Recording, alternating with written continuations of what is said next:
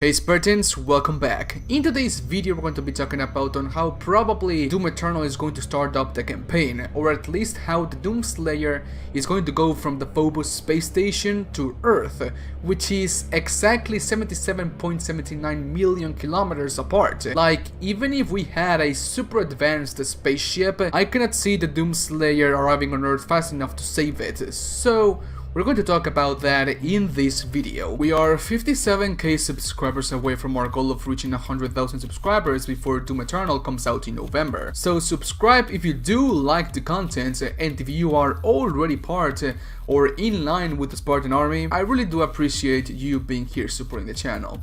I love you so much. Sharing, commenting and liking is the best you can ever do. Let's get this video to 6,000 likes for you, my Spartans. I love you a lot. And tell me, who do you think is this wolf? Is he friend or foe? Leave your thoughts down below. But well, how on earth did the Doomslayer went from the Phobos space station to Earth? Well, the story trailer and some of the gameplay reveals for Doom Eternal reveal that out if you put enough attention, and well, also if you glue in some pieces together, because it's not that obvious, to be honest. In QuakeCon 2018 we're shown that the Doomslayer arrives at the Phobos space station, and everyone is absolutely baffled because of his presence. I mean, he is the goddamn Doomslayer. If a freaking Titan was not able to stop this beautiful man, then how on earth these two space marines think that they are going to stop him? Ridiculous. Anyways, there's no real purpose on why Doomslayer would be in the Phobos space station. I mean, if he was indeed sent back to hell in Doom 2016, can't he just search for the portal that is leading to Earth and go through it from hell? My theory is that the Doomslayer was sent to an unknown location at the ending of Doom 2016, and that in Doom Eternal the Doomslayer is going to start somewhere in Mars. He's going to battle his way through an escape pod to arrive to the Phobos space station and do the only thing he knows best: destroy absolutely everything that Samuel Hayden loves. We know that the Doomslayer was the king of the Night Sentinels in the past, so his knowledge of everything Sentinel related must be very vast, and he must know that there is actually an Argent Fracture or something along those lines in Mars. I mean, Samuel Hayden even tells the Doomslayer that exactly below the Argent Tower is an Argent Fracture, and we know that below that Argent Fracture there is an ancient city in the very core of Mars, and a sleep gate that leads all the way to Sentinel Prime. So I believe that the Doomslayer used the BFG 10,000 to open a big hole on the core of Mars, where he knew that there was going to be a sleep gate that went to Sentinel Prime.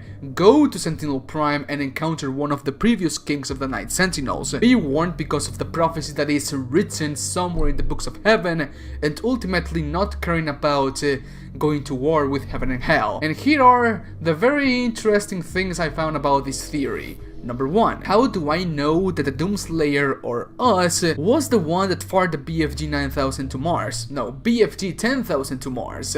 That's simple. In the QuakeCon 2018 gameplay, we see the Doomslayer going exactly where the BFG 10,000 is, and on the story trailer for Doom Eternal, we see the Doomslayer walking on what it seems to be the control room for the BFG 10,000. It has that same greenish energy on the air, and the big hole that was left on Mars also has a type of greenish energy on the atmosphere. Also, the Phobos space station was orbiting right above the UAC Mars facility when the Doomslayer was heading to the BFG 10,000 control room. So those are lots of coincidences for that not to happen. But still, how? Even if the Doomslayer knew that there was an Argent Fracture below the Argent Tower, how did he know that in that ancient city was a sleep gate that went specifically to Sentinel Prime? My guess is that when the whole destruction of Argent happened, the Doomslayer, being the king of the Night Sentinels at the time, and obviously the king of the people from Argent,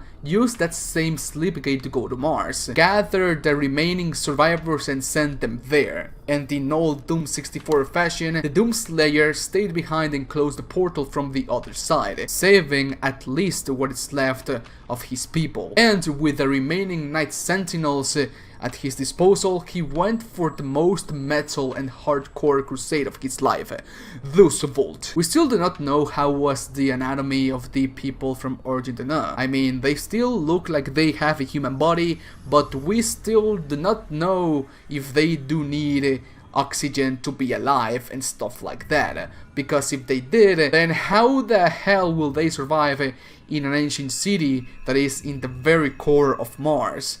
Probably it has something to do by the fact that they were an ancient human race guarded by the heavens, so I will leave that little plot hole slide. But even though being real or not, we know that it is heavily hinted that the Doomslayer has a very strong connection with humanity. They are no longer your people to save. They are no longer your people to save. Why no longer his people?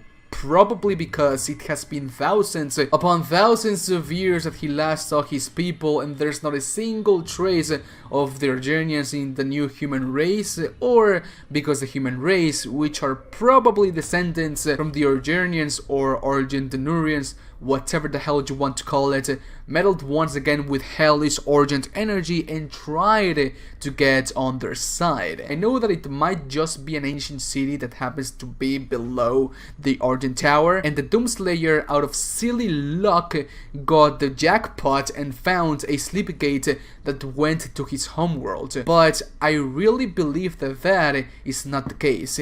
If that was to be the case, then that will be lazy writing, and there's nothing that I hate more on a story than lazy writing and plot development. Yes, I love the act, man. So I truly believe that the Doomslayer knew about all of this because he had already experienced all of this before and knew where everything was since the very beginning.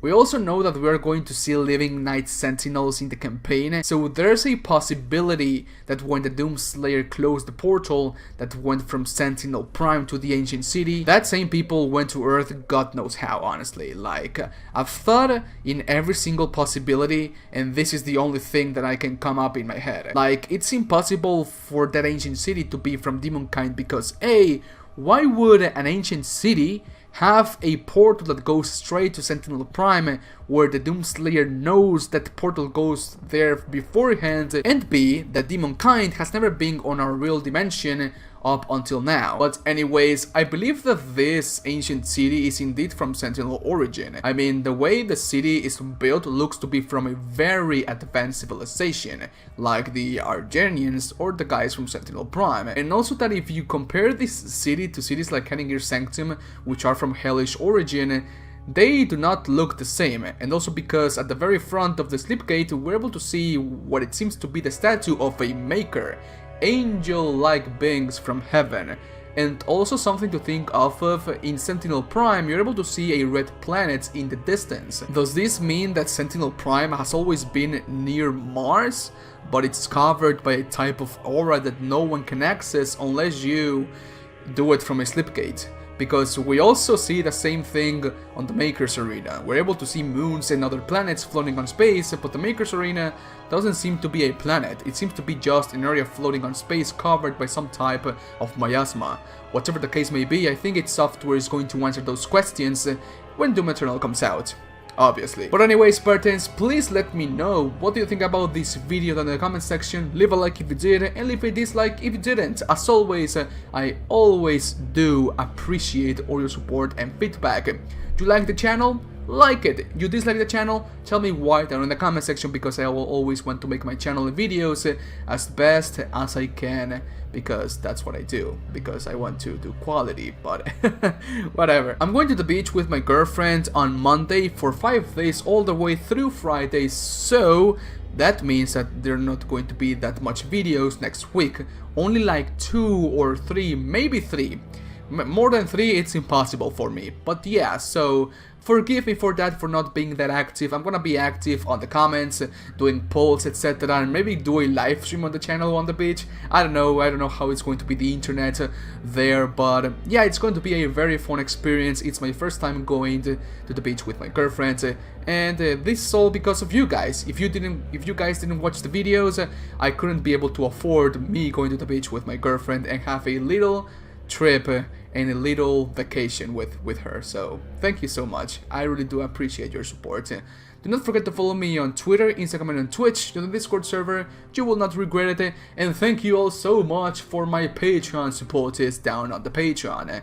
New Patreon, Spartans, new Patreon. In the Space Marine section we have Florian Hablo-Wetz and Daniel. And on the Doomslayer section we have Grayson West, Chris Shades, Oliveri, and Mitchell Mason. Thank you all so much for your amazing support on the Patreon. I really do appreciate it a lot. But okay, Spartans, that is all for today, and I'll see you guys on Monday with another really good Doom-related video, and probably related with John Wick as well. I'll see you guys later. Bye. I love you. Have a good weekend.